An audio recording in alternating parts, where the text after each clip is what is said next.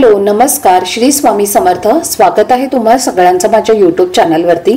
आजचा दिवस तुम्हा सर्वांना खूप छान सुखाचा आणि समाधानाचा जाऊ देत हीच मी स्वामींच्या चरणी प्रार्थना करते आणि आजच्या या नवीन व्हिडिओला सुरुवात करते। पण त्या अगोदर तुम्ही माझ्या चॅनलवरती जर नवीन असाल तर चॅनलला पण लगेच सबस्क्राइब करा आणि कमेंटमध्ये श्री स्वामी समर्थ लिहायला अजिबात विसरू नका।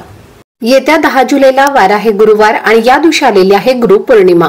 आपल्या हिंदू धर्मात गुरुपौर्णिमा या सणाला विशेष महत्त्व दिलं जातं। जी पौर्णिमा आषाढ महिन्यात येते त्या पौर्णिमेला गुरुपौर्णिमा असं म्हटलं जातं। गुरुपौर्णिमेला गुरूंचा आशीर्वाद घेतल्यामुळे जीवनात सुख समृद्धी येते आणि या गुरुपौर्णिमेच्या दिवशी आपल्याला काही सेवा आणि उपाय सुद्धा करायचे असतात। गुरुपौर्णिमा म्हणजेच गुरूंप्रती कृतज्ञता व्यक्त करण्याचा हा दिवस। गुरुचरित्र जो ग्रंथ आहे तर त्या ग्रंथामध्ये सांगितलं आहे की एक वेळ ईश्वर कोपला तर गुरु वाचवू शकतो, पण जर गुरु कोपला तर ईश्वर सुद्धा हा आपल्याला वाचवू शकत नाही आणि त्यामुळे आपल्या गुरूंचा आशीर्वाद त्यांचा वरद हस्त हा आपल्यावरती असणं हे अतिशय महत्त्वाचं असतं। आणि म्हणूनच या दिवशी आपल्याला आपल्या गुरूंची सेवा करायची असते। तर आपले गुरु कोण असतात तर पहा, आपले गुरु जे आहेत तर ते आपले आई वडील असतात। आपले गुरुजी शिक्षक असतात आणि त्यांच्याकडून आपल्याला दीक्षा भेटलेली असते किंवा शिक्षा भेटलेली असते, तर ते आपले गुरु असतात। ज्यांच्याकडून आपल्याला ज्ञानाची प्राप्ती होते, योग्य मार्ग मिळतो, तर ते आपले गुरु असतात। तर आपले सर्वांचेच गुरु आहेत ते म्हणजे श्री स्वामी समर्थ महाराज आणि म्हणूनच आपल्याला या गुरुपौर्णिमेच्या दिवशी श्री स्वामी समर्थ महाराजांची पूजा करायची आहे। ज्यांनी अजून स्वामींना गुरुपद दिले नाही तर त्यांनी गुरुपद द्यायचं आहे। हे गुरुपद तुम्ही घरच्या घरी सुद्धा देऊ शकता। फक्त एक नारळ आणि त्यावरती खडी साखर ठेवून तुम्हाला ते नारळ दोन्ही हातामध्ये घ्यायचं आहे। मनोमन तुम्हाला स्वामींना गुरु म्हणायचं आहे आणि ते नारळ तुम्हाला त्यांना अर्पण करायचं आहे। तर अशाच पद्धतीने तुम्ही गुरुपद जे आहे तर ते घ्यायचं आहे किंवा तुम्ही सेम ही सेवा मंदिरामध्ये किंवा स्वामींच्या केंद्रामध्ये जाऊन सुद्धा करू शकता। गुरुपौर्णिमेच्या दिवशी आपल्या देवघरामध्ये स्वामींची मूर्ती असेल तर मूर्तीवरती अभिषेक करा। स्वच्छ पाण्याने किंवा पंचामृताने, कच्च्या दुधाने तुम्हाला अभिषेक करायचा आहे। जर तुमच्याकडे फोटो असेल तर फोटो स्वच्छ पुसून घ्यायचा आहे आणि त्यांना प्रिय असणाऱ्या वस्तू अर्पण करायच्या आहेत। जसं की त्यांना बघा हिना अत्तर आवडतं तर हिना अत्तर हे त्यांचा अतिशय प्रिय आहे। हिना अत्तर तुम्हाला त्यांच्या मूर्तीला लावायचं आहे, फोटोला लावायचं आहे। त्याचबरोबर पिवळी फुलं अर्पण करायची आहेत। त्यानंतर तुम्हाला जर पिवळी फुलं म्हणजे चाफ्याची फुलं जर मिळाली तर आवर्जून तुम्ही ती अर्पण करायची आहेत। घरामध्ये जो काही नैवेद्य तुम्ही बनवला आहे तर तो नैवेद्य अर्पण करायचा आहे। या दिवशी तुम्हाला जे काही स्वामींसाठी करता येईल तर ते तुम्हाला गुरुपौर्णिमेला करायचं आहे। स्वामींना सेवा ही अत्यंत प्रिय आहे, म्हणून या दिवशी तुम्ही स्वामींचा नामजप करू शकता किंवा तारक मंत्राचे पठण करू शकता। त्याचबरोबर स्वामी चरित्र सारामृताचं एक पारायण तुम्ही करू शकता किंवा गुरुचरित्रामधला 14वा अध्याय किंवा 11वा अध्याय याचं किंवा 18वा याचं पठण तुम्ही करू शकता। जी काही सेवा तुम्हाला शक्य होईल ती सेवा तुम्हाला आपल्या गुरूंसाठी करायची आहे। गुरु जे असतात तर ते आपल्याला अंधाराकडून प्रकाशाकडे नेत असतात। आपल्या जीवनातील अंधकार जो आहे तर तो दूर करत असतात आणि म्हणून या दिवशी गुरूंची सेवा ही आपल्याला करायची असते। त्याचबरोबर या दिवशी आपण जे काही उपाय करतो तर ते खूप प्रभावी ठरत असतात आणि प्रत्येक आईला आपल्या मुलांची काळजी असते। माझा मुलगा किंवा माझी मुलगी जी आहे तर ती प्रत्येक ठिकाणी प्रत्येक कामात तिला यश मिळावं, त्यांच्यावर जी काही विघ्न आहेत, दोष आहेत, संकट आहेत किंवा जी काही अडचणी आहेत तर ते दूर व्हावे, त्यांना नोकरीमध्ये भरभरून यश मिळावं, त्यांच्या अभ्यासामध्ये प्रगती व्हावी, मुलांना जी काही नजरबाधा झालेली आहे किंवा कोणाची काही वाईट नजर लागलेली असते तर ती निघून जावी। बऱ्याच वेळेला तुम्ही पाहिलं असेल की आपली मुलं असतात तर ती काही दिवसांपूर्वी त्या अभ्यासामध्ये खूप हुशार असतात, पण अचानकपणे त्यांचं मन हे अभ्यासामध्ये लागत नाही किंवा मुलं जे अभ्यास करतात तो त्यांच्या लक्षात राहत नाही। जेव्हा यासारख्या गोष्टी आपल्या मुलांच्या बाबतीत घडत असतात तेव्हा मुलांना नजरदोष किंवा नजरबाधा जी आहे तर ती झालेली असते। तर आता नजरदोष किंवा नजरबाधा ही फक्त बाहेरच्याच व्यक्तींची लागते का तर नाही, घरातल्या सदस्यांची नजर सुद्धा ही मुलांना लागत असते। त्यामुळे आई वडिलांची नजर सुद्धा आपल्या मुलांना पटकन लागत असते आणि त्यामुळे सुद्धा मुलांच्या प्रगतीमध्ये अडथळे निर्माण होत असतात।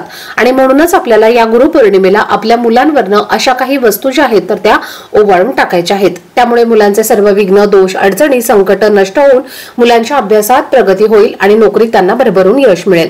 त्याचबरोबर मुलांची प्रत्येक क्षेत्रामध्ये अगदी भरभरून प्रगती होईल। तर अशी कोणती वस्तू आपल्याला आपल्या मुलांवरनं ओवाळून टाकायची आहे, कोणत्या वेळेत हा उपाय करायचा आहे याबद्दलची संपूर्ण माहिती तुमच्यासोबत मी आजच्या व्हिडिओमध्ये शेअर करणार आहे। त्यामुळे व्हिडिओ हा स्किप न करता शेवटपर्यंत नक्की पहा, जेणेकरून तुमच्यापर्यंत योग्य ती माहिती पोहोचेल। आणि तुम्ही माझ्या चॅनलवरती जर नवीन असाल तर चॅनलला पण लगेच सबस्क्राइब करा आणि बेल आयकॉनला पण प्रेस करा, म्हणजे मी जेव्हा कधीही नवीन व्हिडिओज अपलोड करेन त्याचं नोटिफिकेशन सर्वात आधी तुम्हाला मिळेल आणि तुमचा एकही व्हिडिओ हा मिस होणार नाही। तर आजच्या व्हिडिओमध्ये तुमच्यासोबत मी जो उपाय शेअर करणार आहे तर हा उपाय आपल्याला गुरुवारी गुरुपौर्णिमेच्या दिवशी करायचा आहे। सकाळी 12 वाजण्याच्या आधी आपल्याला ही एक वस्तू जी आहे तर ती मुलांवरनं ओवाळून टाकायची आहे। जेव्हा तुम्ही हा उपाय गुरुवारी करणार आहे तर तेव्हा तुम्हाला हा उपाय गुपितपणे करायचा आहे, म्हणजेच तुम्हाला कोणालाही सांगायचं नाही। आता पहा, आपल्या घरातील सदस्य सोडून बाहेरच्या कोणत्याही व्यक्तीला तुम्हाला हा उपाय तुम्ही तुमच्या मुलासाठी केला असं सांगायचं नाहीये, कारण आपल्या घराच्या आजूबाजूला जी लोक राहतात तर ती प्रत्येक वेळेला आपला चांगलाच विचार करतात असं नाही, तर त्यांच्या मनामध्ये सुद्धा आपल्याबद्दल बऱ्याच वेळेला वाईट गोष्टी असतात, वाईट विचार असतात आणि म्हणूनच या उपायाचं आपल्याला फळ जे आहे तर ते मिळत नाही। म्हणून हा उपाय सुद्धा तुम्हाला गुप्तपणे करायचा आहे। जर तुम्हाला एखाद्याला हा उपाय सांगायचा असेल तर तुम्ही नक्कीच सांगू शकता की मुलांसाठी तुम्ही हा उपाय गुरुपौर्णिमेला करून पहा किंवा असे उपाय केले जातात या पद्धतीने तुम्ही सांगू शकता। पण माझ्या मुलासाठी किंवा माझ्या मुलीसाठी मी हा उपाय केला आहे असे तुम्हाला अजिबात सांगायचं नाहीये। आता हा उपाय तुम्ही मुलं आणि मुली दोघांसाठीही करू शकता। जर तुमची मुलं बाहेरगावी शिकायला असतील तर हा उपाय कशा पद्धतीने करायचा आहे हे सुद्धा तुम्हाला मी पुढे सांगणारच आहे। तर हा उपाय करण्यासाठी तुम्हाला सर्वप्रथम थोडेसे तांदूळ घ्यायचे आहेत आणि ते तांदूळ तुम्हाला शिजवायचे आहेत, म्हणजेच तुम्हाला त्या तांदळाचा भात तयार करायचा आहे। पण भात करत असताना तुम्हाला त्यामध्ये मिठाचा वापर चुकून सुद्धा करायचा नाहीये, म्हणजेच काय तर तुम्हाला अळणी भात हा शिजवायचा आहे। जर तुमच्या घरामध्ये 2 मुलं असतील तर तुम्हाला 2 वाट्या भात तयार होईल एवढा भात शिजवायचा आहे। आणि जर तुमचं मूल एकच असेल तर 1 वाटीवर भात तुम्हाला घ्यायचा आहे आणि त्या भातावर 1 चमचाभर दही तुम्हाला टाकायचं आहे। त्यानंतर आपल्याला आपण आपल्या देवघरामध्ये जी अगरबत्ती लावत असतो, ज्याची विभूती जी असते किंवा ज्याला आपण अंगारा सुद्धा म्हणत असतो किंवा रक्षा सुद्धा म्हटलं जातं, तर थोडीशी रक्षा किंवा विभूती किंवा अंगारा जो आहे तर तो तुम्हाला या दह्यावरती टाकायचा आहे, त्या भातावरती तुम्हाला टाकायचा आहे। आणि त्यानंतर आपल्याला त्यासोबत 1 ते 2 काळी मिरी घ्यायची आहे। आपण काळी मिरी ही मसाल्यामध्ये वापरत असतो, तर तीच तुम्हाला 1 ते 2 काळी मिरी यामध्ये टाकायची आहे। त्यासोबतच 1 लाल मिरची असते तर ती सुद्धा आपल्याला यावरती ठेवायची आहे। आणि देठाची जी लाल मिरची असते तर ती अख्खी तुम्हाला ठेवायची आहे, तोडायची किंवा मोडायची गरज नाही। यानंतर मुलांना आपल्या समोर बसवायचं आहे। मुलांना समोर बसवताना मुलांचा चेहरा हा दक्षिण दिशेकडे येणार नाही याची तुम्हाला विशेष काळजी घ्यायची आहे। दक्षिण दिशा सोडून तुम्ही कोणत्याही दिशेला मुलांना तोंड करून बसवू शकता। बसवताना त्यांना बसण्यासाठी खाली आसन द्यायचं आहे, आसनावरती बसवायचं आहे किंवा तुम्ही पाटावरती सुद्धा बसवू शकता। त्यानंतर ती भाताची वाटी ज्यामध्ये आपण दही, त्याचबरोबर रक्षा, लाल मिरची, काळी मिरी ठेवलेली आहे, तर ती भाताची वाटी तुम्हाला तुमच्या दोन्ही हातामध्ये घ्यायची आहे आणि मुलांच्या डोक्यापासून ते खाली पायापर्यंत ज्या प्रकारे घड्याळाचा काटा फिरतो त्या प्रकारे तुम्हाला 7 वेळेला ओवाळून घ्यायचे आहे।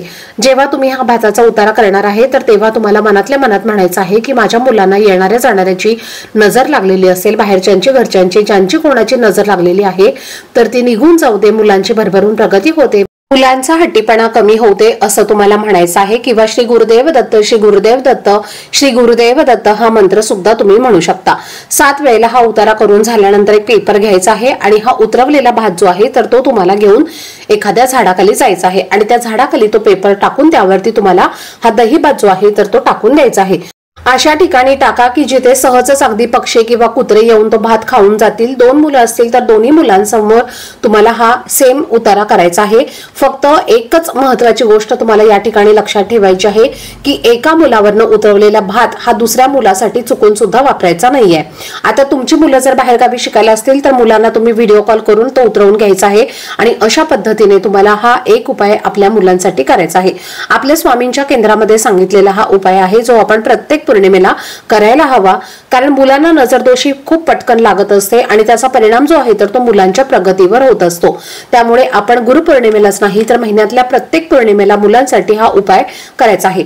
आता तुमच्या घरामध्ये जर सूतक असेल तर तुम्ही हा उपाय अजिबात करू नका, कारण पहा, आपल्या घरामध्ये सूतक असताना आपण भात शिजवत नाही, त्याने कुठलेही उपाय केले जात नाहीत आणि त्यामुळे तुम्ही हा उपाय करू नका। स्त्रियांना मासिक धर्म असेल तर त्याने सुद्धा हा उपाय करू नका।